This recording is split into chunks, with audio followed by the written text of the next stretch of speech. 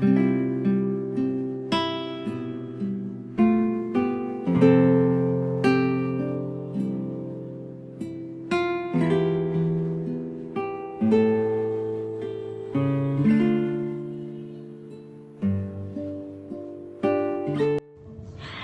mabuting balita ng Panginoon ayon kay San Lucas. Noong panahong iyon, samantalang dumaragsa ang mga tao, sinabi ni Jesus, "Napakasama ng lahing ito.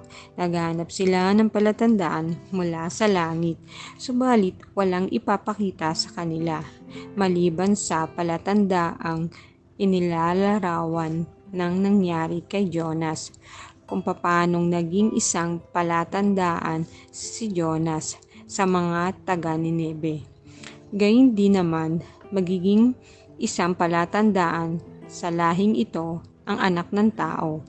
Sa araw ng paghukom, titindig ang reyna ng timog laban sa lahing ito, at sila'y hahatulan niya ng kaparusahan, sapagkat nanggaling siya sa dulo ng daigdig upang pakinggan ang karunungan ni Solomon.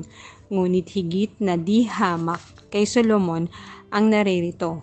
Sa araw ng paghukom ay titindig ang mga taga-Nineve laban sa lahing ito at hahatulang ng kaparusahan, sapagkat nagsisi sila dahil sa pangangaral ni Jonas. Ngunit higit na di hamak kay Jonas ang naririto. Ang mabuting balita ng Panginoon.